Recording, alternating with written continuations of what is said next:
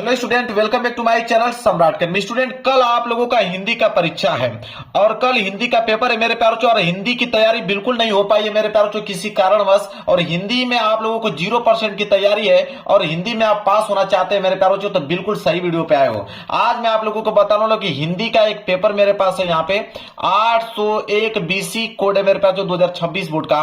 और इस पेपर को मेरे प्यारों चो मैं खुद सॉल्व करके दिखाने वाला हूं, बिना कुछ पढ़े बिना कुछ याद किए। ट्रिक की मदद से मेरे प्यारे बच्चों में सॉल्व करके दिखाने वाला हूं। पूरा का पूरा प्रश्न सॉल्व करके दिखा दूंगा, चाहे आपको याद हो चाहे नहीं याद हो, कोई भी प्रश्न कुछ भी फर्क नहीं पड़ता है मेरे प्यारे बच्चों। मैं मान के चलता हूं कि आपकी तैयारी 0% है और पूरा का पूरा पेपर सॉल्व करके दिखा दूंगा। बोर्ड एग्जाम की कॉपी भी मेरे पास है मेरे प्यारे बच्चों। और इस वीडियो को उनके पास जरूर से जरूर शेयर कर देना जो कल हिंदी का पेपर देने वाले हैं मेरे प्यारे बच्चों, चाहे वो क्लास 10th में पढ़ते हो चाहे वो क्लास 12th में पढ़ते हो। दोनों का पेपर कल है मेरे प्यारे बच्चों हिंदी का। और मेरे प्यारे बच्चों यकीन कीजिए कि आपका अगर यह 70 नंबर का पेपर है मेरे प्यारे बच्चों, यह हाई स्कूल का पेपर है, तो आप कम से कम 50 या 55 नंबर आसानी से ला पाओगे। और क्लास 12th वाले बच्चे, आपका पेपर 100 नंबर का होता है, तो ट्रिक सेम रहेगी। 100 में आप मेरे प्यारे बच्चों कम से कम 70 या 75 नंबर आप आसानी से ला पाओगे। तो चलिए इसको हम सॉल्व करके दिखाते हैं। और सबसे पहले अगर हम बात करें, दो कैटेगरी के प्रश्न बनते हैं। दो कैटेगरी के प्रश्न हिंदी में बनते हैं, एक आता है ऑब्जेक्टिव प्रश्न, एक आता है सब्जेक्टिव प्रश्न। देखिए दोनों का ट्रिक बताऊंगा मैं आप लोगों को। एक आता है आपका ऑब्जेक्टिव प्रश्न और एक आता है आपका सब्जेक्टिव प्रश्न। तो पहले ऑब्जेक्टिव प्रश्न का ट्रिक देख लीजिए मेरे प्यारे बच्चों। ऑब्जेक्टिव का प्रश्न का ट्रिक मेरे प्यारे बच्चों, कोई आपको मैं बता दूं, कोई ऐसा टीचर नहीं होगा जो आपको यह बता दे कि हाँ ऑब्जेक्टिव प्रश्न का ट्रिक यह है, इससे आप 95% स्कोर सकते हो ऑब्जेक्टिव प्रश्न में। ऐसा कुछ भी नहीं होता मेरे प्यारे बच्चों, ऑब्जेक्टिव प्रश्न में कोई ट्रिक नहीं मायने रखता उसमें। हाँ कुछ बेसिक रूल होता है जो कि उसमें अगर रहेगा तो वो बिल्कुल करेक्ट आंसर हो सकता है। जैसे देखिए रूल नंबर पहला, अगर कल आप पेपर देने गए हो, अगर ऑब्जेक्टिव प्रश्न में कोई चार ऑप्शन में से इनमें से सभी ऑप्शन दिख जाए, देखिए इनमें से सभी चार ऑप्शन दिया रहेगा, अगर चारों ऑप्शनों में से कोई एक ऑप्शन अगर इनमें से सभी दिख गया तो आप इस पे क्लिक कर दीजिएगा। मैं गारंटी लेता हूं 99% मेरे प्यारों चो ये ऑप्शन सही होता है। ठीक है। अगर रूल नंबर दूसरा कहता है कि अगर चार ऑप्शन है, अगर उन चारों ऑप्शनों में से कोई एक ऑप्शन आ जाए कि इनमें से कोई नहीं, इनमें से कोई नहीं, अगर चारों ऑप्शनों में से कोई भी एक ऑप्शन आप लोगों को दिखे कि इनमें से कोई नहीं, तो आपको यकीन मानिए कि उस वाले ऑप्शन पे आप लोगों को क्लिक करके चले आना है। 95% स्कोर रहेगा कि वाला ऑप्शन आपका सही होगा। इसके बाद मेरे प्यारे बच्चों तीसरा रूल ये कहता है कि अगर ए व बी दोनों ऑप्शन दे, ए और बी दोनों सही हैं, चाहे ऑप्शन ए और ऑप्शन दो दोनों सही हैं, इस तरह का ऑप्शन आता है, अगर यह वाला ऑप्शन आ गया तो मेरे प्यारे बच्चों इस पे आप लोगों को क्लिक करके चले आना है, यही वाला ऑप्शन सही होगा। अब मेरे प्यारे बच्चों रूल नंबर 4 कहता है, रूल नंबर 4 यह कहता है मेरे प्यारे बच्चों कि अगर चारों ऑप्शन अलग आ जाए, ऑप्शन ए अलग है, ऑप्शन बी अलग है, ऑप्शन सी अलग है और ऑप्शन डी, और ये जो मैं 3 रूल बताया हूं ऊपर, इसमें से कोई भी ऑप्शन मैच ना करे, ठीक है, तब कौन सा नियम आप लगाओगे। तो मेरे प्यारों बच्चों यही ट्रिक होता है, मैं आपको समझा देता हूं। ट्रिक यही कहता है मेरे प्यारों बच्चों कि आप ऑप्शन ए और ऑप्शन सी पे क्लिक करके आए। ऑप्शन ए और ऑप्शन सी मेरे प्यारों बच्चों ज्यादातर ऑप्शन सही होता है, ये मैं नहीं कह रहा हूं कि 100% सही हो जाएगा, लेकिन ज्यादातर मेरे प्यार जो अभी तक 4-5 साल से मैं पढ़ा रहा हूं, 5 वर्ष हो गया मुझे यूट्यूब पे पढ़ाते हुए, और मेरे पूरा पेपर का एनालिसिस किया है, ज्यादातर ऑप्शन ए और ऑप्शन सी सही होता है। अगर 20 बहुविकल्पीय प्रश्न है, यकीन मान के चलिए कि 12 से लेकर 13 प्रश्न मेरे प्यार जो ऑप्शन ए और ऑप्शन सी सही होगा। तो मेरे प्यारों चो जब आपको कुछ भी नहीं समझ में आए तो ऑप्शन ए और ऑप्शन सी पे क्लिक करके कल चले आइएगा, कोई दिक्कत नहीं, आप ऑब्जेक्टिव क्वेश्चन में पास हो जाओगे। मेन है आप लोगों का सब्जेक्टिव प्रश्न जिसे आप लोगों को लिखना है। ये तो तुक्का भी लगा दोगे तो बाई चांस अगर सही हो गया तो बहुत अच्छी बात है, लेकिन मेन चीज होता है आप लोगों का वर्णनात्मक प्रश्न सॉल्व करना मेरे प्यारों चो, खंड ब वाला प्रश्न सॉल्व करना मेन होता है। इसको कैसे सॉल्व करोगे, इसमें तो तुक्का काम नहीं करेगा, इसमें तो आपको लिख के कुछ ना कुछ दिखाना पड़ेगा। कैसे लिखना है मैं आप बताता हूं आप लोगों को। देखिए मेरे प्यारे बच्चों, जैसे खंड ब है, वर्णनात्मक प्रश्न दिया ना, सबसे पहला काम करना है कि आपको हेडिंग डालते चलना है। जैसे खंड ब है तो आप यहां डालेंगे खंड व, हेडिंग आपको छोड़ना नहीं है मेरे प्यारों चो। खंड व स्केल की सहायता से इसके नीचे आप कर दीजिएगा अंडरलाइनिंग।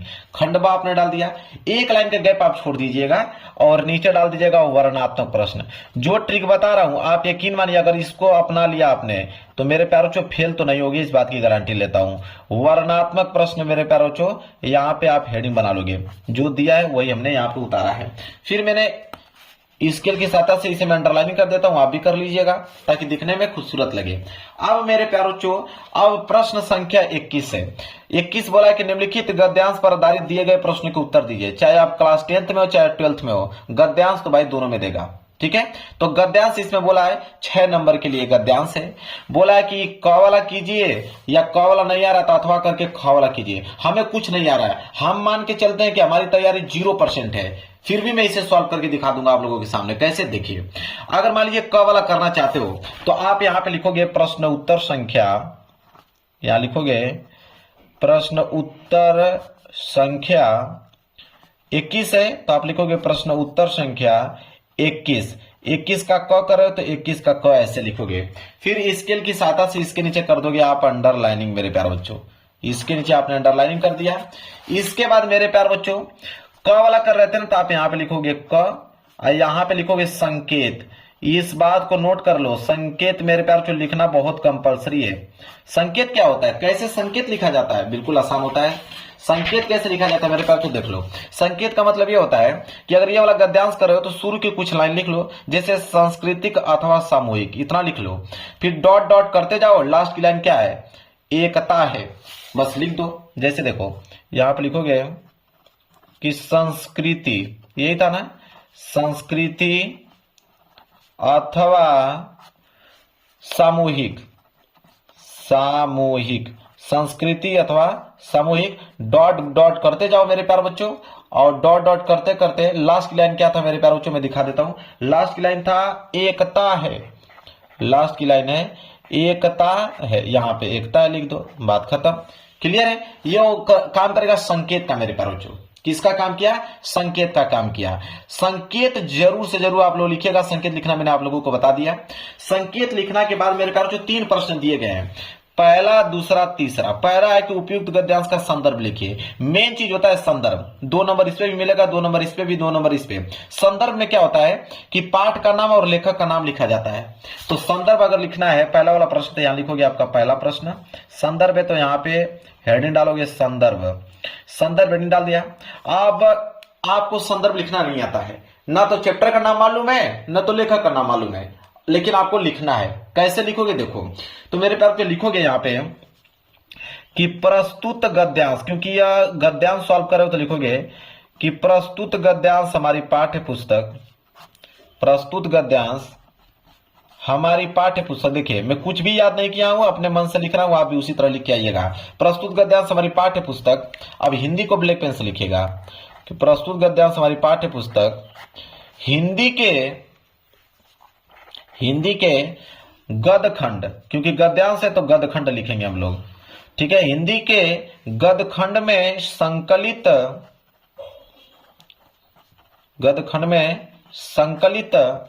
ठीक है। अब चैप्टर का नाम लिखना है। अब चैप्टर का नाम नहीं मालूम मेरे प्यारों चो, अब सपोज दैट मानिए कि चैप्टर का नाम नहीं मालूम है, तो आपको किसी भी चैप्टर का नाम मालूम है। अगर आपको ममता लिखना है तो यहाँ पे ममता लिख दीजिए, यहाँ पे मित्रता लिखना है तो मित्रता लिख दीजिए, यहाँ पे भारतीय संस्कृति लिखना है तो भारतीय संस्कृति लिख दीजिए। आपका मन किया कि इससे तू न गई मेरे मन से लिखना है तो वो लिख दीजिए। मतलब किसी भी चैप्टर का नाम, किसी भी चैप्टर का नाम यहाँ पे आप लोगों को लिख देना, अगर आपको नहीं याद है तो। फिर लिखिएगा यहाँ पे चैप्टर का नाम हो गया, लिखिएगा गद्यखंड में संकलित इस चैप्टर से, चैप्टर का नाम लिख दीजिएगा। फिर लिखिएगा इस चैप्टर से लिया गया है। देखिए 0% तैयारी है फिर भी पास हो जाओगे। से लिया गया है। इसके बाद खड़ी पाई जिसके लेखक, यहां लिखोगे जिसके लेखक। अब लेखक की बात करें, लेखक का नाम भी नहीं मालूम है, मान के चलते हैं कि आपको लेखक का भी नाम नहीं मालूम है, कोई दिक्कत नहीं है, किसी भी लेखक का नाम लिख दो। आचार्य रामचंद्र शुक्ल लिख लो, या तो डॉक्टर राजेंद्र प्रसाद लिख लो, या तो जयशंकर प्रसाद लिख लो, या तो यहाँ पे बिहारी लाल जी लिख लो, कुछ भी लिख दो, ठीक है। जिसके लेखक, यहाँ पे लेखक का नाम लिख दीजिए, यहाँ पे लिख दीजिए जी हैं, मतलब लेखक का नाम, मान लीजिए कि आपने यहाँ पे डॉक्टर राजेंद्र प्रसाद लिखा है तो डॉक्टर राजेंद्र प्रसाद जी हैं। यही संदर्भ में आपको काम करना है, चाहे चैप्टर का नाम मालूम हो, लेखक का नाम मालूम हो या ना हो, कोई फर्क नहीं पड़ता है। सीक्वेंस सही होना चाहिए, कुछ भी लिख दो, किसी भी चैप्टर का नाम लिख दो। पेज छोड़ने से बेहतर है, क्योंकि आपकी तैयारी 0% है, पेज छोड़ने से बेहतर कि आप लिख के आओ। यकीन मानिए कि 70 में मेरे प्यारो बच्चों आप 40 से लेकर 45 या 50 से लेकर 55 नंबर आसानी से ला पाओगे, आप पास हो जाओगे। ठीक है, अब दूसरा प्रश्न करना है, कोई दिक्कत नहीं है, एक लाइन का गैप छोड़ो, यहां पे दूसरा प्रश्न डालो। दूसरा प्रश्न है कि हमारे देश का प्राण क्या है। अब मेरे प्यार जो हमारे देश का प्राण क्या है, इसी में से छाट लेना, जैसे लिख देना है कि हमारे प्रदेश और संप्रदाय, हमारे विभिन्न वर्ग और जातियां आपस में बंधी हुई हैं। ठीक है, और इन्हीं को देखते हुए सामूहिक चेतना ये हमारे देश का प्राण है। ठीक है, लिखा ना, हमारे देश का प्राण क्या है, संस्कृति अथवा सामूहिक चेतना हमारे देश का प्राण है। मिल गया आंसर, यहां से भी बनाकर लिखने की जरूरत नहीं, डायरेक्ट आंसर ही मिल गया कि संस्कृति अथवा सामूहिक चेतना ही हमारे देश का प्राण है। हमसे पूछा हमारे देश का प्राण क्या है, वही वाला आंसर लिख दो, बात खत्म। उसी पैसेज में से आंसर आप लोगों को मेरे प्यारों से मिल जाएगा, बहुत बड़ी बात नहीं है। नहीं भी मिलता तो आप बीच में से बनाकर लिख सकते हो, कोई दिक्कत नहीं है। बोला रेखांकित अंश की व्याख्या कीजिए। अब यहां से लेकर यहां तक अंडरलाइन किया गया, इसका व्याख्या करना है, बहुत सिंपल होता है मेरे प्यारों। मान लीजिए इसको आपने आंसर यहां तक लिख दिया, तीसरा प्रश्न करना है ना, तो तीसरा प्रश्न यहां पे लिखोगे रेखांकित अंश की व्याख्या। तो आप हेडिंग डाल लो, यहां पे हेडिंग डाल लो कि रेखांकित अंश की व्याख्या। अब बहुत बड़ी बात नहीं है, रेखांकित अंश की व्याख्या का मतलब ये होता है कि अपनी भाषा में उसको आप व्यक्त कीजिए, अपनी भाषा में उसको आपको व्यक्त करना है। तो एक बार अच्छे से पढ़ लीजिएगा कि संस्कृति अथवा सामूहिक चेतना हमारे देश का प्राण है। इसी नैतिक चेतना के सूत्र हमारे नगर और ग्राम, हमारे प्रदेश और संप्रदाय, हमारे विभिन्न वर्ग और जातियां आपस में बंधी हुई है, जहां उनमें और सब तरह की विभिन्नताएं हैं और वहां उन सब में यह एकता है। अब इसी को अपनी भाषा में, आम भाषा में, सरल भाषा में कुछ न कुछ बनाकर एक्सप्लेन कर मेरे प्यारों को यहाँ पे रेखांकित अंश की व्याख्या में 4 से लेकर 5 लाइन या 6 लाइन आप लोगों को लिख देना है, बस खत्म। यही है मेरे प्यारों संदर्भ, मेरे प्यार बच्चों, और रेखांकित अंश की व्याख्या, और एक प्रश्न और दिया उसको सॉल्व करने का ट्रिक। तो गद्यांश आपको समझ में आ गया ना, गद्यांश इसी तरह सॉल्व किया जाता है। चलिए आगे बढ़ते हैं प्रश्न 22 की तरफ। देखिए प्रश्न 22 एक निम्नलिखित पद्यांश पर आधारित दिए गए प्रश्न को उत्तर दीजिए। पद्यांश में भी सेम ट्रिक लगेगा, सेम ट्रिक मेरे प्यार बच्चों लगेगा, लेकिन उसका गद्यांश लिखने का थोड़ा सा तरीका हल्का सा चेंज रहेगा, मैं बता देता हूं अभी आप लोगों को। देखिए प्रश्न 22 करना है, तो प्रश्न 22 करना है मेरे प्यार बच्चों ना, तो आप यहां पे लिख दीजिएगा, हेडिंग डालते चलिएगा, हेडिंग आपको छोड़ना नहीं है, मेन हेडिंग है मेरे प्यार बच्चों। तो लिखोगे प्रश्न उत्तर संख्या 22, प्रश्न उत्तर संख्या 22 आपने लिखा, स्केल की सहायता से इसके नीचे अंडरलाइनिंग कर दीजिएगा। अब इसमें भी क और ख दिया है, तो अगर आप क करने वाले हो तो यहाँ पे लिखिए क लिखने के बाद मेरे प्यारों संकेत लिख देंगे तो एग्जामिनर को खूब स्पष्ट मालूम चल जाएगा कि आपने कौन सा पद्यांश किया हुआ है। संकेत लिखने का तो तरीका मैंने बताया कि जैसे उद्धव मोही, शुरू की कुछ लाइन लिख दो, तो यहां पे लिख दोगे कि उद्धव मोही, फिर डॉट डॉट डॉट डॉट करते जाओगे। लास्ट की लाइन क्या है देख लो, लास्ट की लाइन मेरे प्यार बच्चों जदुनाथ, ठीक है, तो यहां लिख दोगे जदुनाथ, ठीक है, हो गया, ये संकेत का काम किया। इसके नीचे 3 प्रश्न है। पहला है कि पद्यांश का संदर्भ लिखिए, पहला प्रश्न कर रहे हो ना, तो यहां पर लिखोगे, यहां संदर्भ हेडिंग डालोगे, ठीक है, संदर्भ। अब इसमें कैसे लिखा संदर्भ जाता है, सेम वही प्रोसेस रहेगा। उसमें आपने लिखा प्रस्तुत गद्यांश, इसमें आप लिखेंगे प्रस्तुत पद्यांश, लिखेंगे, सेम ट्रिक वही रहेगी कि प्रस्तुत पद्यांश हमारी पाठ्य पुस्तक, प्रस्तुत पद्यांश हमारी पाठ्य पुस्तक, प्रस्तुत पद्यांश हमारी पाठ्य पुस्तक। अब हिंदी लिखना है तो हिंदी को आप ब्लैक पेन से लिखोगे, ब्लैक पेन से। तो प्रस्तुत पद्यांश हमारी पाठ्य पुस्तक हिंदी के, वहां गदखंड लिख रहे थे, यहां पे पदखंड लिखोगे, हिंदी के पदखंड में संकलित, पदखंड में संकलित। अब चैप्टर का नाम लिखना है मेरे प्यार बच्चों। अब चैप्टर का नाम नहीं मालूम है ना, ट्रिक वही लगाओगे, किसी भी चैप्टर का नाम आप लिख दो, पद्यांश का किसी भी चैप्टर का नाम यहाँ पे लिख दो, कोई दिक्कत नहीं है। से लिया गया है, चैप्टर का नाम लिख दीजिएगा, फिर लिखिएगा से लिया गया है, से लिया गया है, जिसके रचयिता, देखिए उसके लेखक होते हैं, गद्यांश के लेखक होते हैं लेकिन पद्यांश के रचयिता होते हैं। जिसके रचयिता, रचयिता का नाम नहीं मालूम है, कुछ भी लिख दो, सूरदास लिख दो, तुलसीदास लिख दो, कुछ भी लिख दो, ठीक है, महादेव वर्मा लिख दो। जिसके रचयिता, यहां पे किसी का नाम लिखकर जी है, लो संदर्भ का काम हो गया। अब रेखांकित अंश की व्याख्या बोला है, ठीक है, तो रेखांकित अंश की व्याख्या से उसी तरह प्रोसेस लगाओगे। एक प्रश्न और दिया है, उसका भी आंसर इसी में से मिल जाएगा मेरे प्यारे बच्चों। तो गद्यांश और पद्यांश आप लोगों को समझ में आ गया ना, कोई दिक्कत नहीं होना चाहिए। अब आगे बढ़ते हैं प्रश्न 23। प्रश्न 23 है कि संस्कृत का गद्यांश आ गया। अब संस्कृत के गद्यांश को कैसे सॉल्व करोगे, 5 नंबर के लिए पूछता है। और संस्कृत के गद्यांश में दो ही चीज लिखना होता है, एक आपका संदर्भ 2 नंबर के लिए और एक हिंदी में अनुवाद 3 नंबर के लिए। तो चलिए जानते हैं कि संस्कृत के गद्यांश का हम संदर्भ कैसे लिखते हैं और उसका हिंदी अनुवाद हम कैसे करेंगे, उसका ट्रिक समझते हैं। सेम ट्रिक यही लगाना है, लिखने का तरीका यही है कि सबसे पहले प्रश्न उत्तर डाल लो आप। प्रश्न उत्तर 23 है तो आप लिखोगे प्रश्न उत्तर संख्या 23। आपको हेडिंग बिल्कुल सही डालना है। प्रश्न उत्तर संख्या 23 आपने ले लिया। और 23 में भी 2 दिया है, क कर रहे हो कि ख। अगर मान लीजिए आप क करना चाहते हो तो आप लिखोगे क के बाद लिखोगे संकेत, और ख करना चाहते हो तो लिखोगे ख के बाद लिखोगे संकेत। तो हम क कर रहे हैं तो क में हम संकेत लिखेंगे। संकेत में वही चीज, शुरू के कुछ लाइन, ठीक है, तो शुरू के कुछ लाइन क्या है, ऐसा, तो हम लिखेंगे ऐसा कर्म विरणाम, तो ऐसा कर्म विरणायम, ठीक है। इसके बाद डॉट डॉट डॉट करते जाएंगे, लास्ट की लाइन कर्तव्यम, तो लास्ट की लाइन यहाँ पे लिख देंगे कर्तव्यम, ठीक है। लो संकेत का काम हो गया। 2 चीज लिखना होता है इसमें, एक संदर्भ एक हिंदी का अनुवाद। तो आप यहाँ हेडिंग डालोगे संदर्भ। इसका संदर्भ कैसे लिखा जाता है, देखिए बहुत सिंपल इसका संदर्भ मेरे प्यारे बच्चों। इसका संदर्भ कैसे लिखोगे, लिखोगे कि प्रस्तुत गद्यांश, क्योंकि ये संस्कृत का गद्यांश है ना, तो लिखोगे प्रस्तुत गद्यांश, प्रस्तुत गद्यांश हमारी पाठ्य पुस्तक, प्रस्तुत गद्यांश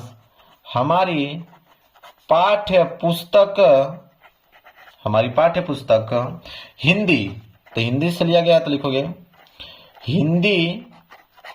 हिंदी के संस्कृत खंड, हिंदी क्या, देखिए संस्कृत खंड से लिया गया था, हिंदी के संस्कृत खंड, हिंदी के संस्कृत खंड के, अब यहाँ चैप्टर का नाम लिखना है। अब चैप्टर का नाम नहीं मालूम है, किसी भी चैप्टर का नाम लिख दो, किसी भी चैप्टर का नाम लिख दो मेरे प्यारे बच्चों। आपका मन कर रहा है तो वाराणसी चैप्टर लिख दो, आपका मन कर रहा है प्रभुत्व ग्रामीण चैप्टर लिख लो, कुछ भी लिख दो। और चैप्टर का नाम भी नहीं मालूम है मेरे प्यारे बच्चों, अगर चैप्टर के भी नाम मालूम नहीं है तो इसी में से नव निर्माण चैप्टर से लिया गया है, या तो आप लिख दो यहाँ पे तदनुस्तर चैप्टर से लिया गया है, या इसको लिखकर चैप्टर का नाम बता दो, या तो इसको लिखकर चैप्टर का नाम बता दो।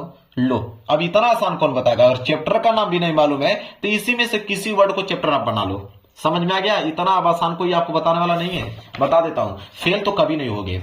इसके बाद हिंदी अनुवाद, यहाँ पे चैप्टर का नाम लिख दीजिएगा, ठीक है, लिखिएगा पाठ से, चैप्टर का नाम लिखने के बाद लिखिएगा पाठ से लिया गया है, पाठ से लिया गया है। लो भाई संदर्भ खत्म। इसके बाद हिंदी अनुवाद करना है तो एक लाइन के गैप छोड़कर यहां पे हेडिंग डालोगे हिंदी अनुवाद।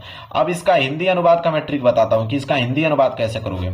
अब ये संस्कृत में दिया गया, इसे हिंदी में कन्वर्ट करना है। आपको हिंदी में कन्वर्ट करना नहीं आता है, यहां से लेके यहां तक दिया है, इसका हिंदी में कन्वर्ट करना है। हिंदी में कन्वर्ट करना आपको आता नहीं है तो आप कैसे लिखोगे मैं बताता हूं। देखिए यहाँ पे हिंदी का गद्यांश दिया हुआ है, इसी बीच में से कहीं देखिए फुल स्टॉप है, यहीं से उठा लीजिए, ये वाला वर्ड उठा लीजिए, यहां से लेकर और यहां तक, ठीक है, यहां से लेकर यहां तक बीच में 3 लाइन यहां से उठा लीजिए, और यहां से लेकर देखिए यहां से फुल स्टॉप है, यहां से लेकर और फुल स्टॉप यहां से ले, तो 2 लाइन यहां से आपने उठाया, 2 लाइन इसमें से उठाया और 4 लाइन इसका हिंदी अनुवाद आपने कर दिया। लो भाई एग्जामिनर जब चेक करेगा ना तो आपको नंबर दे देगा पूरा का पूरा। तो समझ में आ गया ना कि हिंदी का अनुवाद भी कैसे करोगे अगर आपको कुछ नहीं आ रहा है तो। चलिए अब इसी तरह मेरे प्यारे बच्चों आगे बढ़ेंगे, अगला प्रश्न देखेंगे। संस्कृत का गद्यांश हमने कर दिया यहाँ पे समाप्त। अब संस्कृत का पद्यांश आएगा।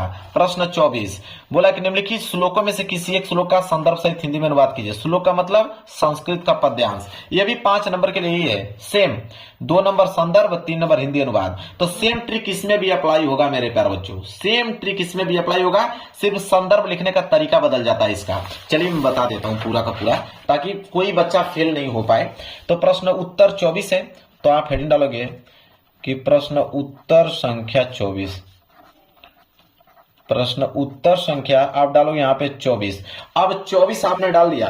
अब 24 का कौन सा कर रहे हो? क कर रहे हो। स्केल की सहायता से अंडरलाइन कीजिएगा, मैं तो जल्दी जल्दी आप लोगों को बता रहा हूं। क कर रहे हो कि ख? क कर रहे हो तो आप डालोगे क की बाद क्या डालोगे? संकेत। अब बार बार संकेत नहीं लिखूंगा, आप समझ गए होंगे संकेत कैसे लिखा जाता है मेरे प्यारे बच्चों। संकेत लिखने का तरीका वही है, शुरू के डॉट डॉट लास्ट के लाइन, ठीक है। इसमें भी आपको संदर्भ और हिंदी में अनुवाद लिखना होता है, तो यहाँ पे संकेत लिख दीजिएगा। यहाँ पे डालेंगे आप संदर्भ, ठीक है। इसका संदर्भ लिखने का तरीका क्या होता है? देखिए, इसमें हम लोग लिखते हैं कि प्रस्तुत श्लोक, लिखते हैं इसमें हम लोग कि प्रस्तुत श्लोक हमारी पाठ्य पुस्तक, प्रस्तुत श्लोक हमारी पाठ्य पुस्तक, प्रस्तुत श्लोक हमारी पाठ्य पुस्तक। अब हिंदी, तो हिंदी को आपको ब्लैक पेन से लिखना है। हिंदी के, अब संस्कृत खंड है तो लिखोगे हिंदी के संस्कृत खंड। अब यहाँ पे ब्लैक पेन से लिखोगे संस्कृत खंड। मेन वही है चीज जो हमने उसमें बताया, सेम इसमें भी यही है। संस्कृत खंड के, अब चैप्टर का नाम है तो चैप्टर का नाम किसी भी लिख दीजिए, वाराणसी चैप्टर का नाम लिख दीजिए, या किसी भी चैप्टर का नाम भी नहीं मालूम है मेरे प्यारों तो इस वर्ड को लिख के चैप्टर का नाम बना लीजिए, या इस वर्ड को लिखकर चैप्टर का नाम बना लीजिए, या तो इस वर्ड को लिखकर चैप्टर का नाम बना लीजिए, या तो इस वर्ड को लिखकर चैप्टर का नाम बना लीजिए। वही चीज लिख लीजिएगा। लिखने के बाद लिखिएगा कि पाठ से लिया गया है, लिखेंगे फिर कि पाठ से लिया गया है, लिया गया है, लिया गया है। अब बचा इसका हिंदी अनुवाद, तो हिंदी अनुवाद का मैंने ट्रिक अभी बताया ना आप लोगों को। पैसेज दिया हुआ है, उसी पैसेज में से 2-2 लाइन बीच में से आपको उठाकर इसका हिंदी अनुवाद आपको बना लेना है, ठीक है। मात्र 4 या 5 लाइन में लिख दीजिएगा, हिंदी अनुवाद का काम भी हो जाएगा। अब यहां से ये भी प्रश्न हो गया बिल्कुल समाप्त मेरे प्यारे बच्चों। अब आता है प्रश्न 25। तो प्रश्न 25 तो कह रहा है कि अपने पठित खंड काव्य के आधार पर दिए गए प्रश्नों में से किसी एक प्रश्न का उत्तर दीजिए। देखिए, खंड काव्य इंटर में भी आता है और हाई स्कूल में भी दिया है। तो खंड काव्य मतलब होता है मेरे प्यारे बच्चों कि जिला वाइज आता है कि आप किस जिले से बिलोंग करते हो और आपके जिले में जो खंड काव्य पूछा जाता है वही पेपर में आपको करना होगा। दूसरा अगर करोगे 1 नंबर एग्जामिनर नहीं देगा, इस बात को ध्यान में रखिएगा। तो आप पहले पता कर लीजिए कि आपके डिस्ट्रिक्ट में कौन सा खंड काव्य पूछा जाता है। मान लीजिए अगर आपके डिस्ट्रिक्ट में मातृभूमि पूछा जाता है तो एक बार मातृभूमि मेरे प्यार एक बार पढ़ लीजिएगा। जैसे चंद्रशेखर आजाद, मतलब चंद्रशेखर आजाद के बारे में यहाँ पे कुछ वर्णन करना है तो उनके बारे में, उनके बलिदान के बारे में, वो हमारे देश के लिए क्या किए, वही सब छापना है। काम बन जाएगा आप लोगों का, ठीक है। बस ध्यान में रखें, जो आपके डिस्ट्रिक्ट में पूछा जाता है वही करना होगा। दूसरा कर दोगे ना तो 1 नंबर एग्जामिनर नहीं देगा, बता देता हूं आप लोगों को आगे से ही। चलिए अब हम आगे बढ़ेंगे यहाँ पे कि निम्नलिखित लेखकों में से किसी एक लेखक का जीवन परिचय देते हुए उनके प्रमुख रचना का उल्लेख कीजिए। अब मेरे प्यारे बच्चों, जीवन परिचय तो सारे के सारे विद्यार्थियों को मालूम होगा, इसमें कोई सोचने वाली बात ही नहीं है। जीवन परिचय सारे के सारे विद्यार्थियों को मालूम होगा। मैं ट्रिक आप लोगों को बता देता हूं कि जीवन परिचय लिखने का तरीका क्या है, कैसे आप लिखोगे। मान के चलते हैं कि अगर आपको आचार्य रामचंद्र शुक्ल जी का जीवन परिचय लिखना है, ठीक है, तो आचार्य रामचंद्र शुक्ल जी का जीवन परिचय लिखना है तो एक काम कीजिएगा। देखिए ऐसे लिखा है, प्रश्न उत्तर संख्या 26 का क, आचार्य रामचंद्र शुक्ल। आप कोष्टक में बनाकर संक्षिप्त परिचय लिख दीजिएगा। जैसे उसमें नाम होना चाहिए, जन्म होना चाहिए, पिता का नाम, मृत्यु, रचनाएं। इतना पॉइंट लिखने के बाद यहाँ पे नीचे डालिएगा जीवन परिचय। अब मैं बताता हूं फिर कैसे कहानी बनाइएगा कि आचार्य रामचंद्र शुक्ल का जन्म सन 1884 ईस्वी में बस्ती जिले के अगोना नामक ग्राम में हुआ था। इनके पिता का नाम चंद्रबली शुक्ल था और उन्होंने हाई स्कूल की परीक्षा जो है वो मिशन स्कूल से उत्तीर्ण की। गणित में कमजोर होने के कारण वो आगे की शिक्षा प्राप्त न कर पाए। और उन्होंने घर पर हिंदी, उर्दू, संस्कृत, फारसी आदि भाषाओं का अच्छा ज्ञान प्राप्त किया, ठीक है।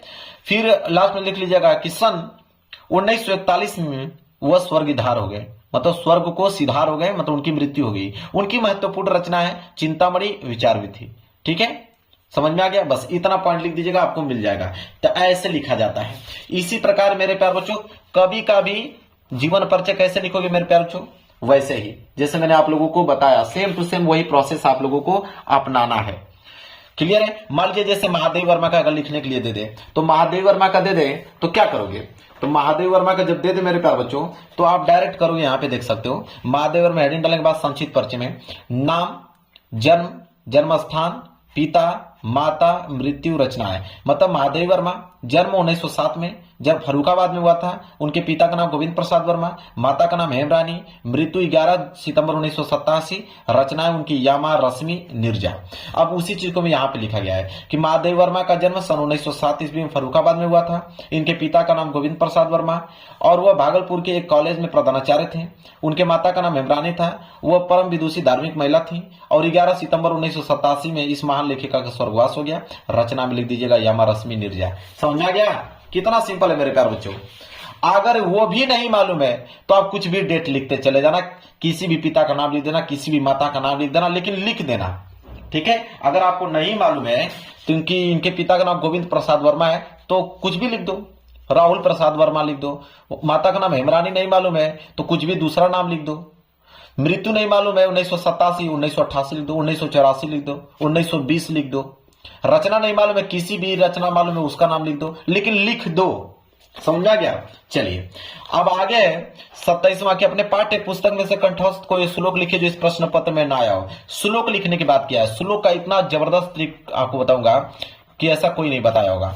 श्लोक 2 लाइन का लिखना है संस्कृत में और श्लोक आपको याद नहीं है तो आप करोगे, मेरे पैरों में दिखाता हूं, आप पहुंचोगे संस्कृत, ठीक है। कहां पहुंचोगे? संस्कृत को ढूंढोगे, मतलब संस्कृत के गद्यांश को ढूंढोगे, ठीक है। तो संस्कृत का गद्यांश देखिए यहां दिया हुआ है।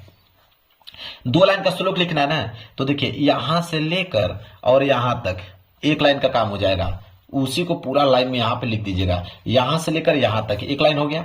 इसके नीचे 1 लाइन और लिखना है तो आप मेरे प्यारों को यहां से लेकर यहां तक लिख दीजिएगा। ये पूरा का पूरा उठाकर इसके नीचे लिख दीजिएगा। लो भाई 2 लाइन का पोएम हो गया बिल्कुल तैयार। कोई रुका?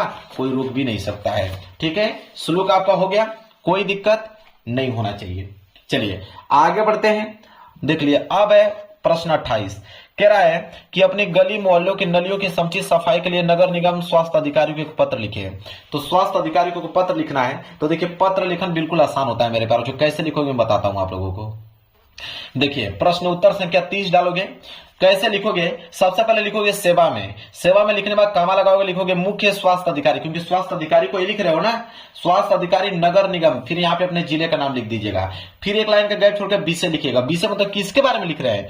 तो गलियों की या मोहल्ले की नालियों की समुचित सफाई के लिए, तो उसी को लिखोगे।